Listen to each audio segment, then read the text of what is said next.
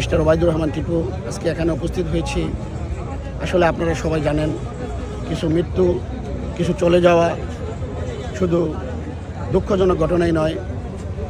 আমরা সাধারণ মানুষ, আমাদের মৃত্যুতে কিছু আসে যায় না,